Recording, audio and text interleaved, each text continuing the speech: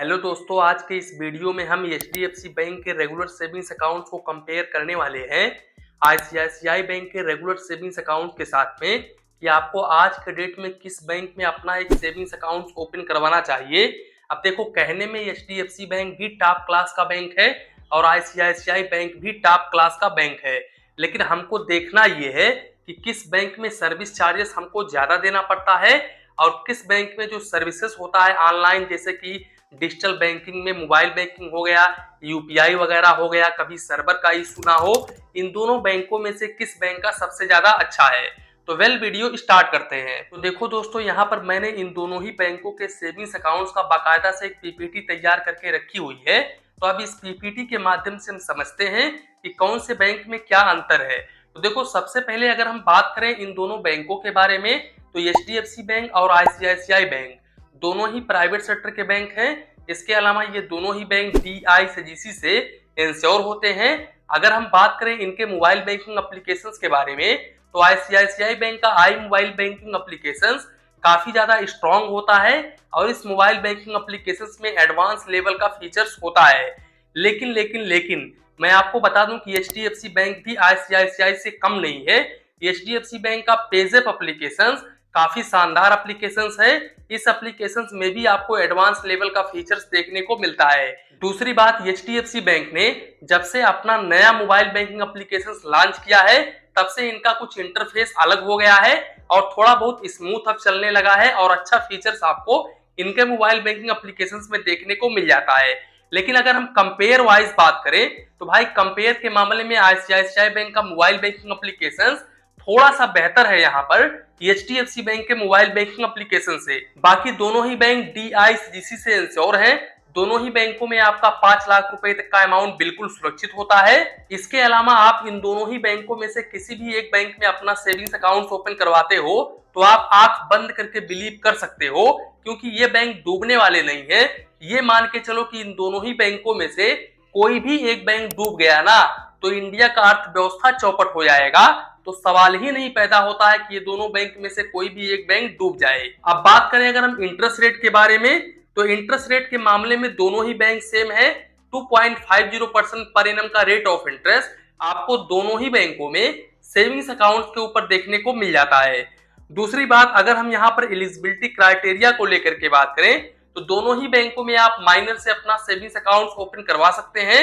लेकिन अगर आप रेगुलर सेविंग्स अकाउंट ओपन करवाना चाहते हैं तो यहाँ पर आपका जो एज है वो 18 ईयर्स एबव होना चाहिए। 18 ईयर्स एबव के नीचे होता है अगर आपका एज, तो फिर माइनर अकाउंट ओपन होता है।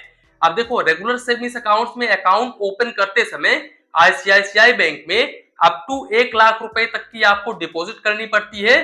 भाई, इनके कर्मचारी इतना डिपॉजिट करवाते ही हैं अकाउंट ओपन करवाते समय, जबकि एचडीएफसी बैंक के केस में ऐसा बिल्कुल भी नहीं है। एचडीएफसी बैंक में आपको जितना मिनिमम बैलेंस मेंटेन करके चलना पड़ता है, उतना ही आपको अकाउंट ओपन करते समय डिपॉजिट करना पड़ता है। इनके कर्मचारी काफी अच्छे होते हैं कस्टमर्स के प्रति, जबकि आईसीआईसीआई बैंक के कर्मचारी कस्टमर्स के प्रति उतने अच्छे नहीं होते हैं। अगर कोई नया ग्राहक जा रहा है अकाउंट ओपन करवाने के लिए, तो उनके प्रति इतना ज्यादा अच्छे नहीं होते हैं। अगर आपका अकाउंट है आईसीआईसीआई बैंक में और आप जाओगे कोई काम वगैरह करवाने के लिए, तो आपका यूं 2 मिनट में काम हो जाएगा। दूसरी बात, इनका ज्यादातर काम ऑनलाइन ही हो जाता है, ब्रांच में जाने की जरूरत भी नहीं पड़ती है। लेकिन इन दोनों ही बैंकों में मुझे एक बात पसंद नहीं आई। भाई, इन दोनों ही बैंकों में ट्रांजेक्शन लिमिट काफी कम है। यहाँ पर अगर आपका अकाउंट आईसीआईसीआई बैंक में नहीं है और आप किसी अदर ब्रांच में जाते हो आईसीआईसीआई बैंक के कैश डिपॉजिट करने के लिए, और आप किसी दूसरे अकाउंट में डिपॉजिट कर रहे हो, किसी दूसरे आईसीआईसीआई बैंक के अकाउंट में डिपॉजिट कर रहे हो, तो फिर ये काफी हाई चार्जेस लगाते हैं। आप सोच भी नहीं सकते हो कि कितना ज्यादा ये लोग चार्जेस लगा देते हैं। और दूसरी बात, ये लोग सीधे बोलेंगे कि 25,000 रुपए से ज्यादा हम डिपॉजिट ही नहीं करेंगे, थर्ड पार्टी कैश डिपॉजिट।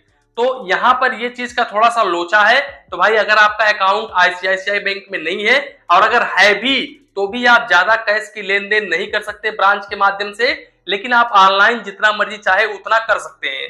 तो ये दोनों ही बैंकों में आपको देखने को मिलता है। ओनली मैं आईसीआईसीआई बैंक की बात बिल्कुल भी नहीं कर रहा हूं।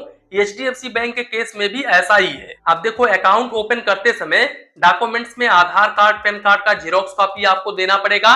इसके अलावा आपका 3 फिजिकल फोटो लगेगा। आपको फॉर्म फिल करके सबमिट करना पड़ेगा बैंक में। आपका अकाउंट महज 10 मिनट के अंदर अंदर ओपन कर दिया जाएगा ब्रांच के माध्यम से। अब इसके अलावा अगर हम मिनिमम बैलेंस को लेकर के बात करें तो देखो, यहाँ पर आईसीआईसीआई बैंक में आपको रूरल में 2500 रुपए, सेमी अर्बन में 7500 रुपए, अर्बन और मेट्रो सिटीज में 15,000 रुपए एवरेज मंथली बैलेंस मेंटेन करके चलना पड़ता है। और अगर आप इस मिनिमम बैलेंस को मेंटेन नहीं करते हो तो आप जितना भी शॉर्टफॉल करते हो उसके ऊपर 6% प्लस जीएसटी चार्जेस देना पड़ता है और मैक्सिमम आपको 500 रुपए तक चार्जेस देना पड़ता है। जबकि एचडीएफसी बैंक में आपको रूरल में 2500 रुपए, सेमी अर्बन में 5000 रुपए, अर्बन और मेट्रो सिटीज में 10,000 रुपए एवरेज मंथली बैलेंस मेंटेन करके चलना पड़ता है। और अगर आप यहाँ पर मिनिमम बैलेंस को मेंटेन नहीं करते हो तो सेम चार्जेस यहाँ पर भी है, लेकिन मैक्सिमम आपको यहाँ पर 600 रुपए तक चार्जेस देना पड़ता है। तो देखो, मिनिमम बैलेंस एचडीएफसी बैंक में डाउन है आईसीआईसीआई बैंक से, लेकिन चार्जेस थोड़ा सा हाई है आईसीआईसीआई से। इसके अलावा अगर हम एसएमएस अलर्ट को लेकर के बात करें तो यहाँ पर आईसीआईसीआई बैंक में आपको 15 पैसे पर एसएमएस चार्जेस देना पड़ता है, लेकिन मैक्सिमम आपको 100 रुपए प्लस जीएसटी क्वार्टरली यानी कि प्रति 3 महीने में चार्जेस देना पड़ता है। जबकि एचडीएफसी बैंक में आपको 15 पैसे प्लस जीएसटी पर एसएमएस चार्जेस देना पड़ता है। तो यहाँ पर एसएमएस के मामले में एचडीएफसी बैंक में थोड़ा सा ज्यादा आपको चार्जेस देना पड़ेगा। अब यहाँ पर इन्होंने ट्रांजेक्शन लिमिट नहीं लगाया है, लेकिन अगर एक आम आदमी है, ज्यादा ट्रांजेक्शन वगैरह नहीं करता है, तो फिर उनका चार्जेस आईसीआईसीआई बैंक से कम ही डेबिट होगा। तो यहाँ पर आप अकाउंट ओपन करवा सकते हो। दूसरी बात, अगर हम चेकबुक को लेकर के बात करें तो देखो, यहाँ पर आईसीआईसीआई बैंक में आपको 10 पेज का चेकबुक पर फाइनेंशियल ईयर बिल्कुल फ्री ऑफ कॉस्ट में देखने को मिलता है। एक्स्ट्रा चेकबुक वगैरह लेते हो तो यहाँ पर आपको 4 रुपए से लेकर के 5 रुपए प्लस जीएसटी तक का चार्जेस देना पड़ता है पर पेज का। अब यहाँ पर आईसीआईसीआई बैंक ने ये क्लियरिफिकेशन नहीं दिया है कि हम चेकबुक कितने पेज का प्रोवाइड करते हैं। वैसे ऑडियंस फीडबैक के अकॉर्डिंग बात करूं तो काफी सारे ऑडियंस ने हमारे पास फीडबैक दिया है, जो कि बोलते हैं कि सर 5 पेज का ही चेकबुक यहाँ पर आईसीआईसीआई बैंक प्रोवाइड करता है। लेकिन अगर आईसीआईसीआई बैंक 5 पेज का चेकबुक प्रोवाइड कर रहा है तो चेकबुक खत्म होने के बाद में आप दोबारा चेकबुक अप्लाई कर सकते हैं। आपका चार्जेस डेबिट नहीं होगा अगर आप 1 फाइनेंशियल ईयर के अंडर में अप्लाई करते हैं तो।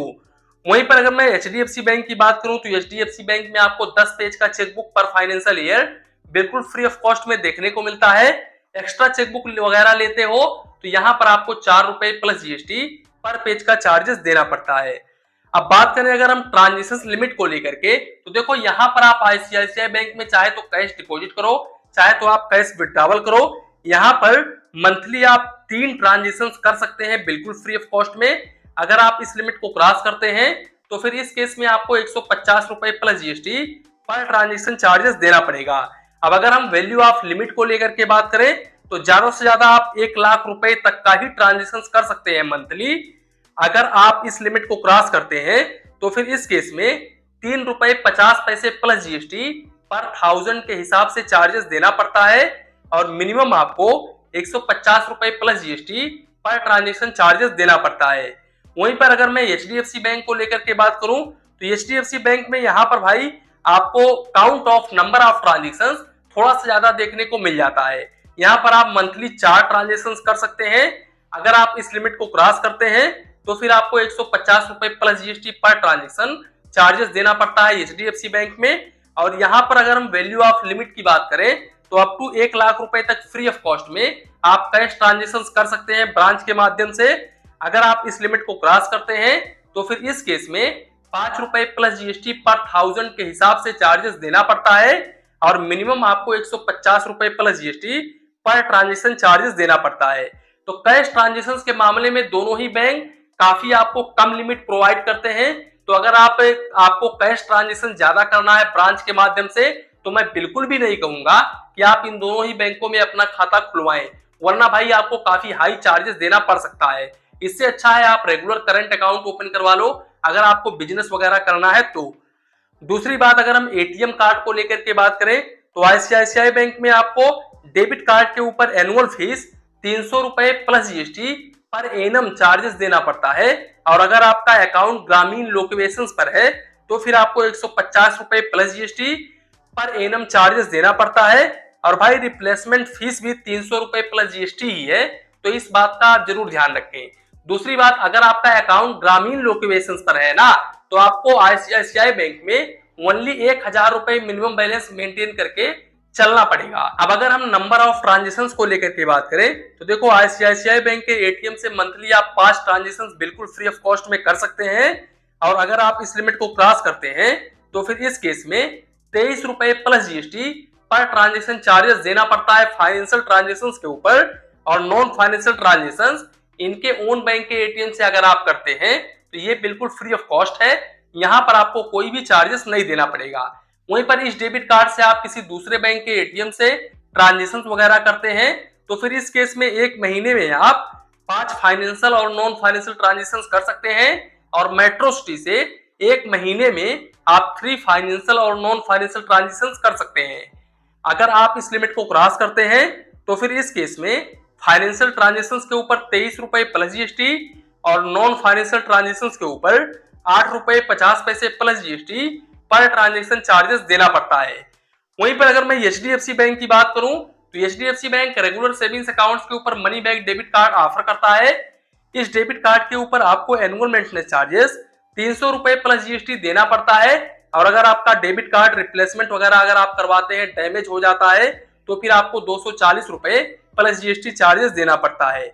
अगर हम काउंट ऑफ ट्रांजेक्शन को लेकर के बात करें तो इनके ओन बैंक के एटीएम से अगर आप ट्रांजेक्शन करते हैं तो एक महीने में सेम है 5 फाइनेंशियल ट्रांजेक्शन आप कर सकते हैं बिल्कुल फ्री ऑफ कॉस्ट में। अगर आप इस लिमिट को क्रॉस करते हैं तो आपको 23 रुपए plus GST per transaction charges देना पड़ता है।